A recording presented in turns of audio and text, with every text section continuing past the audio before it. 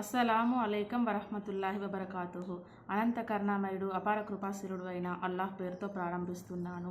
ఈరోజు అవిశ్వాసి ఇహలోకం విడిచి పరలోకం వెళ్ళేటప్పుడు ఎలాంటి ముఖములు గల దైవదూతలు దిగివచ్చి ప్రాణం తీస్తారు, ఆ అవిశ్వాసి యొక్క ఆత్మను ఎక్కడ భద్రపరుస్తారు, ఆ అవిశ్వాసి సమాధిలో ఎదుర్కొన్న శిక్షలేంటి, అవిశ్వాసి సమాధిలో దైవదూతలు అడిగిన ప్రశ్నలకు ఎలాంటి సమాధానాలు చెప్తారు అనే విషయం ఈరోజు తెలియజేస్తాను ఇన్షాల్లా.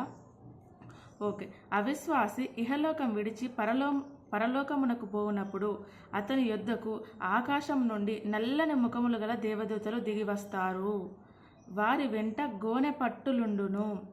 ఆ తర్వాత మృత్యుదేవత వచ్చి అతని తల యొద్ద కూర్చుండి, ఓ పవిత్రమైన ఆత్మ, దేవుని కోపం పడయుటకై దేహం నుండి బయటికి రమ్ము అని పలుకును.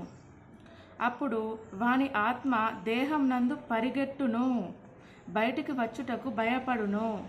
అప్పుడు మృత్యుదేవత తడచిన ఉన్ని నుండి ముళ్ళును లాగివేసినట్లు వాని ఆత్మను లాగి తీసుకొనును. ఒక్క క్షణం కూడా మృత్యుదేవత చేతిలో నుండనీయక తక్షణమే దూరమున కూర్చుండి ఉన్న దేవదూతలు దానిని తీసుకొని ఆ గోనె పట్టెలలో చుట్టెదరు. భూమిలో నున్న కంపు కంటే ఎక్కువ కంపు దుర్వాసన దీని యందు బయలుదేరును.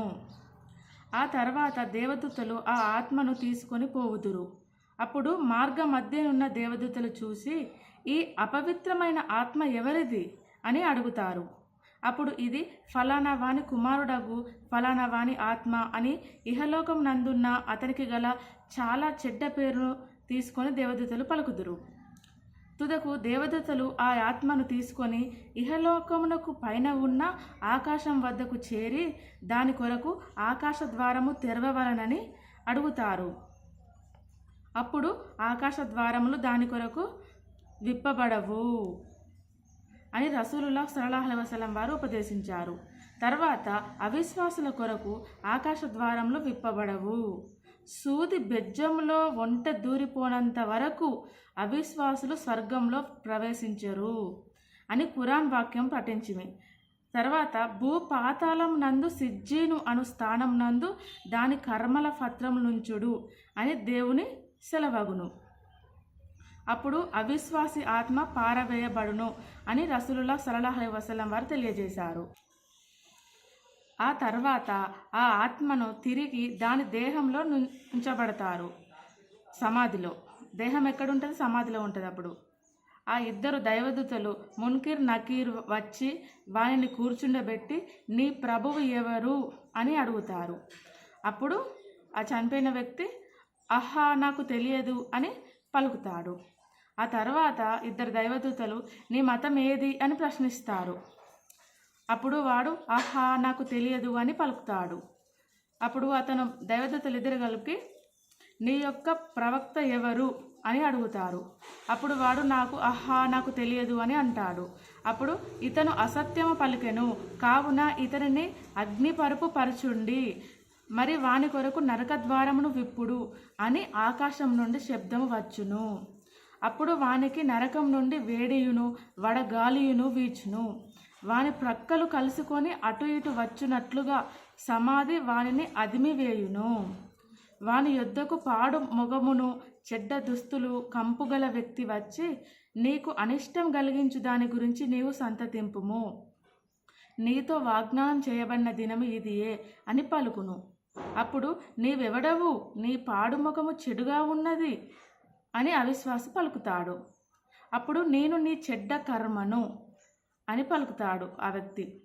అప్పుడు అవిశ్వాసి, ఓ నా ప్రభువా, తీర్పు దినమును రప్పించకుము అని పలుకును అని రసూలుల్లాహ్ సల్లల్లాహు అలైహి వసల్లం వారు తెలియజేశారు.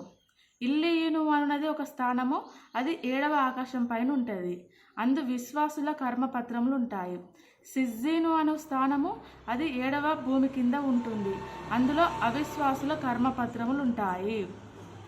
అయితే సోదరులారా, సోదర మహాశయులారా, మనం చనిపోయేటప్పుడు మన యొక్క ఆత్మ కూడా ఇబ్బందిగానే తీస్తారు అవిశ్వాసులమైతే.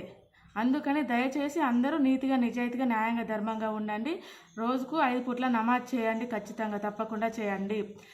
మన యొక్క అవిశ్వాసుల యొక్క ఆత్మను పైకి తీసుకెళ్తే ఆకాశ ద్వారములు విప్పబడవు అని ఇప్పుడు తెలుసుకున్నాం కదా. మనకు అప్పుడు ఎంత బాధ అనిపిస్తుంది ఆకాశ ద్వారం తెరవకుంటే. ఆ తర్వాత మనల్ని సమాజంలో అడిగే ప్రశ్నలకు మనం సమాధానం చెప్పాలి కదా. మన రబ్బుకా, మన దీన్కా, మన నబీకా అనే ప్రశ్నలకు ఇప్పుడు చూస్తే ఇవి చాలా ఈజీగా ఉన్నట్టు అనిపిస్తుంది. కానీ వీటిని ఎవరు చెప్తారో వీటికి సమాధానం? ఎవరైతే నమాజులు చేస్తారో, రోజాలు ఉంటారో, జకాత్ చెల్లిస్తారో, సదకాలు చేస్తారో, అబద్ధాలు ఆడకుండా ఉంటారో, అల్లా దైవం పట్ల ఎవరైతే భయభక్తులతో జీవిస్తారో వారికి మాత్రమే ఈ సమాధానాలు తెలుస్తాయి. వారు మాత్రమే సమాధానాలు చెప్తారు. అవిశ్వాసులకు ఈ సమాధానాలు తెలియదు. అందుకని సోదరులారా, సోదరిమణులారా, ప్రతి ఒక్కరూ స్వర్గం కోసం మీరు చెప్పినట్టు అల్లా తల భయభక్తులతో జీవించండి. ప్రతి ఒక్కరికి స్వర్గం రావాలని కోరుకుంటున్నాను. అస్సలాము అలైకుం వరహమతుల్లాహి వబరకాతుహు.